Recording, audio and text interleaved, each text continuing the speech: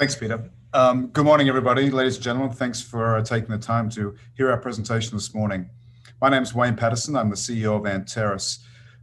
We're a company that is in a very exciting space at the moment, very big market potential and very rapid growth. The space we're in is the aortic heart valve space. We make valves for the aortic heart valve replacement. So our product is called DurAVR. It's made with two different technologies that I want to bring your attention to today. But we're in the business of making the most durable and clinically superior heart valve. Both of those are big claims. I'll prove to you and show you why we can make them. So we're in a space, an industry called the structural heart industry. It's the name referred to for these kind of products. And Anteris brings two distinct technologies to this space, ADAPT and DurAVR. Both of these technologies, in my opinion, create an unassailable moat around the company. ADAPT, for example, took 20 years to develop. So there is a fairly big gap between getting to where we are and trying to enter into this market with what we have. The space that we're competing in is about $10 billion by 2025. It's growing dramatically at 15-16% compound annual. So let me talk about ADAPT. ADAPT is an anti-calcification treatment that we use to treat the material that we make the heart valve from. Now, calcium is an extremely important aspect of this story. The disease that we treat, aortic stenosis, is a function of your native valve calcifying heavily. That's part of the disease. So the material that deflects or rejects calcium is really important in this space. ADAPT, however, is not new. We used it in other areas prior to this, before we made heart valves from it. Which is great. It's not experimental. It's FDA approved, in fact. So we're halfway there on the FDA side. It's been used in 20,000 patients globally, so biocompatibility is proven. Now, we took the ADAPT material and we turned it into an aortic valve, and the valve is called DurAVR, basically stands for durable aortic valve replacement. This in itself is also quite a unique and novel technology. It is the only 3D single-piece aortic valve in the market for the treatment of aortic stenosis. The other valves are quite complex in their manufacturing, 3 pieces of tissue. And by the way, you're born with a single piece 3D valve, not 3 pieces of tissue. So it is much more anatomically correct. It does have unique properties by itself. It gives better hemodynamics. And we've had this now in preclinical and clinical studies, and I'll show you what that looks like. So let's talk a little bit about what this disease is. The disease is aortic stenosis. Now, when you are diagnosed with severe aortic stenosis, it means the valve in your heart is heavily calcified, it builds up calcium, and the opening of that valve narrows significantly, and therefore the blood pressures and everything else goes up. So those leaflets tend to slow down, and eventually they have to replace that valve or it's fatal. Now, there are a couple of ways they do that. Up until the last 6 or 7 years, the only way to do this was to basically crack open a patient's chest, called a thoracotomy. As you can see here on this diagram on the left, go into that patient's chest, put the heart on bypass, stop the heart, go in there and replace that valve. Now, this procedure takes about 4 hours, up to 4 hours. It can take you about 6 weeks to recover. The problem with this procedure is that it's got a high risk of mortality, death for patients who maybe are above 80, 85 years of age. So it's not suitable for those older patients. So they didn't really have a solution. Now, to answer that problem, 2 companies came out with products into the market 6, 7 years ago, where they managed to take that same valve, essentially the same valve, put it on a catheter, and rather than cracking your chest open, they would insert that catheter into your femoral artery down to your groin, drive the catheter way up over your aorta, as you can see there, drop the valve in place and remove the catheter.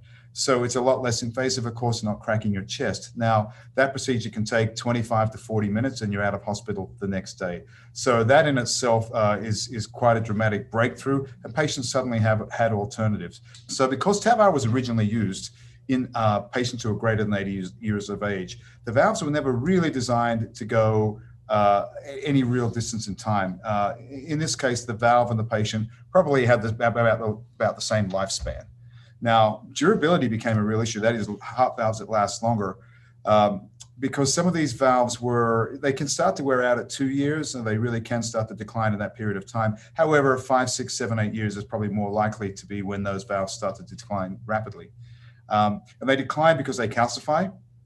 Remembering this disease has calcification as one of its key markers, and they mechanically wear out because they're not your native valve. They do have these structural issues. Now, what happened in 2019, and why do we need longer lasting valves? Well, the FDA cleared the use of these products based on a couple of studies last year into patients who are much younger. So the mean age, the average age of patients went from 85 to 73 years of age in 1 year. Now that patient is very different. That patient is obviously going to live longer. They're going to live well into their 90s probably, but they're also going to be more active. At 73, they're still playing golf and so on. So there is a real need for a valve that lasts longer, but also one that works better hemodynamically. The current replacement valves, they work, they don't last that long, and the hemodynamics, they don't give you back the normal function that you had before you had the disease. They sort of stop a little bit short. As you can see in that picture on the right, that's what a valve looks like that was removed. This is one of the marketed valves. You can see that big calcium buildup. So that restricts the function of that valve dramatically. And by the way, these devices are about 35,000 US dollars, so about 40 to 45,000 Australian dollars per unit. So they're not cheap. If it takes 60, 70 years for your first valve to decline and only 5 to 7, 8 years for the second one, it obviously leaves a big gap in the market. Now, valve material and valve design are really important parts of this, and we are novel and unique on both sides. The ADAPT anti-calcification technology I talked about is an Australian invention. It was invented in Australia, and hands down, we have a lot of data on this. I think no one is disputing that our anti-calcification properties are the best in the industry. They've been very widely studied in humans, and ADAPT is actually FDA approved. So anti-calcification is but one part of this. The DuraVar valve, of which is made from ADAPT, is again that unique 3D single-piece valve. And that's really important because it gives you much more normal blood flow, normal hemodynamics once this valve has been implanted in patients, because you get this much bigger opening, much more normalized because of this single-piece design. So what does a 3D valve look like? Well, it's anatomically correct for a start. It sounds strange to say it out loud, but it is the only anatomically correct valve in the market at the moment. You can see here how our valve is made. All of the other valves are made of 3 pieces of tissue, so they're quite complex in their construction, but doesn't give you a normal valve function. We get about an 85% increase in the coaptation, that is the opening and closing area of these valves, and about a 35% reduction in the stress, that's the mechanical wear and tear, compared to conventional valves. So we already know that we're mechanically wearing out much more slowly than the other valves.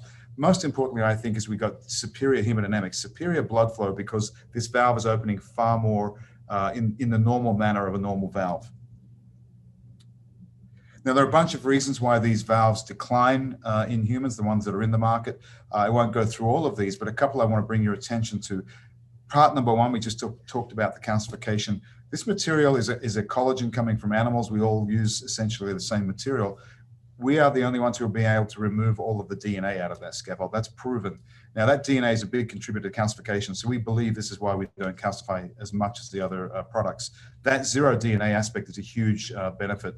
On the other side, though, on the mechanical side, the other valves are very complex, the older generation valves, and the 3 pieces of tissue do not give you that optimal hemodynamics, that blood flow.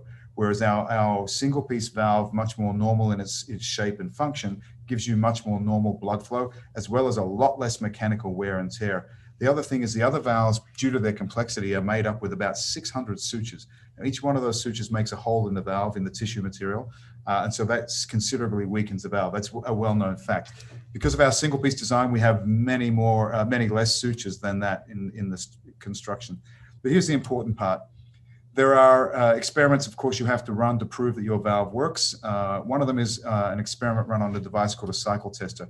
Now, the magic number here is 200 million. One cycle represents a heartbeat. So this is a device of experiments that all the companies use to measure and accelerate the aging of their valve to see how long they last. Now, the FDA requires that your valve at least lasts for 200 million cycles, which is about 3 to 4 years of human use. We've run our valves out to beyond 600, 650. And I just want to pause on that because that is 12 to 13 to 14 years of human use. That's a lot. Now, more importantly, we've seen that the function of our valve on day one at 100, 300, 600 million cycles, out to 13, 14 years, the function of that valve is not declining at all. That opening area is remaining the same size as it was from day one.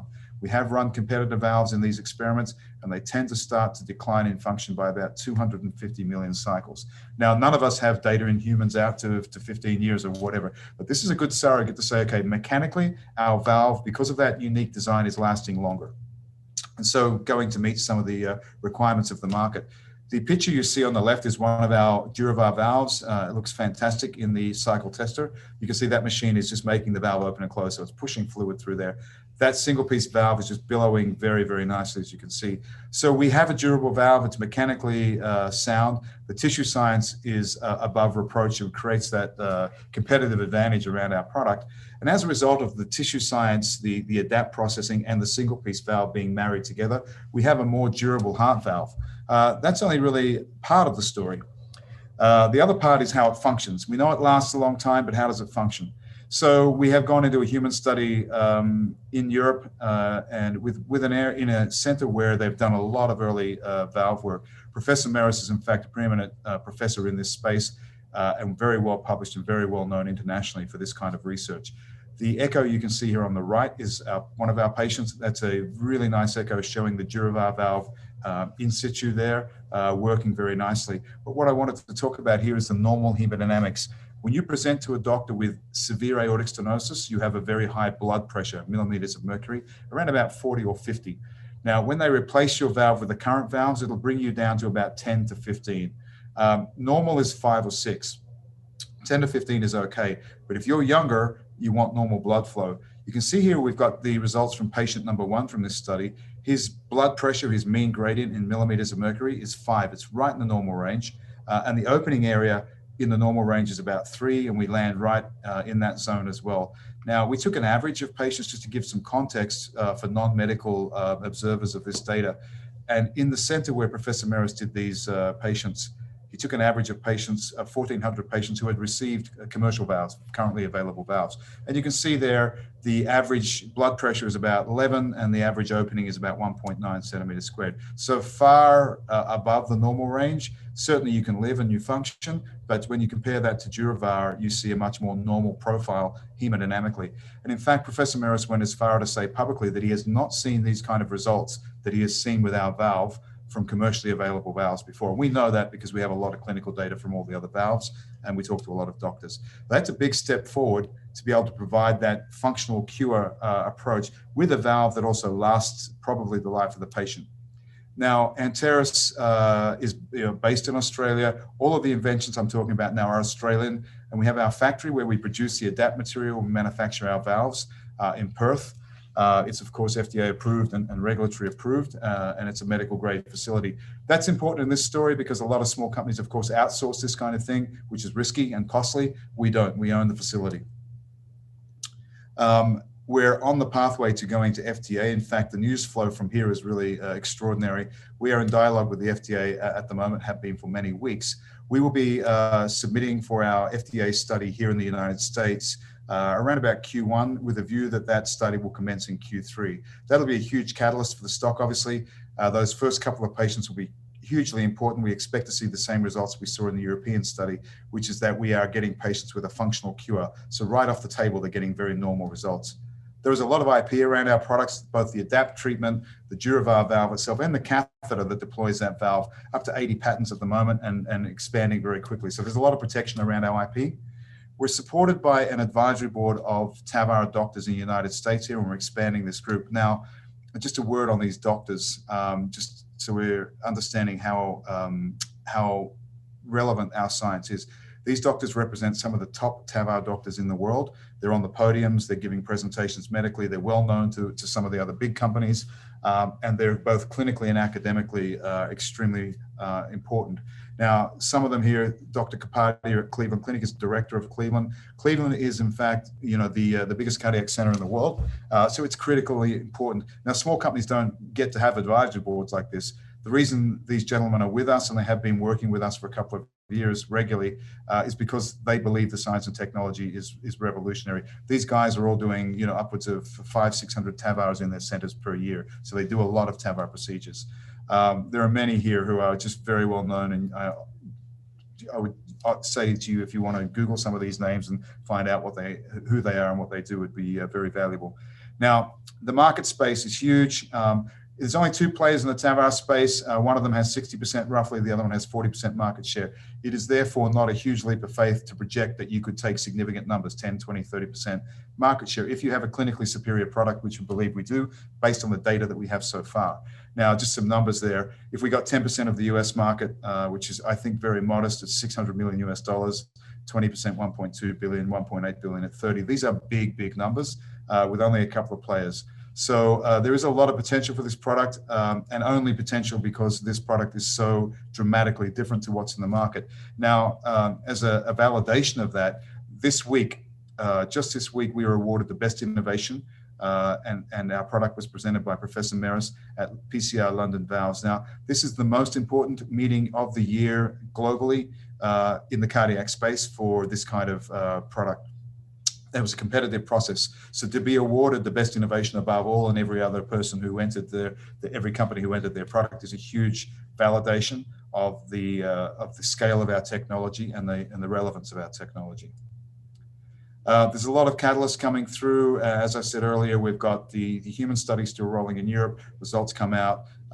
We are having other studies where we've got readouts. Obviously, the FDA applications going through. And all of those things coming to fruition during the course of next year. So there's a lot going on with this company. But I think bottom line is the DurAVR valve lasts longer and it works better. We've proven durability. You know, the calcification stuff is very clear, less mechanical wear and tear that affects these other valves. But we have better outcomes. We have lower blood pressures and bigger openings. The EOA is the opening area because this is a unique single-piece design valve. So it's very different to what's in the market at the moment. And that's why we see these results. So it's the right science. I think the ADAPT anti-calcification treatment developed in Australia over 20 years has given us a flying start to this space. We're very much ahead of the curve for what it takes to develop a product like this after a couple of years to be going FDA study already. It's the right design, of course. This single-piece valve is anatomically correct and the only one that is. And it's the right time. The FDA clearing the use of these products in younger patients only last year means that the valves in the current valves in the market probably don't go the distance that they need to or work as well as they need to for this group of patients. So having that younger patient audience has really played to the benefits of our product. So on that note, I'd like to complete my presentation and thank you very much for your attention.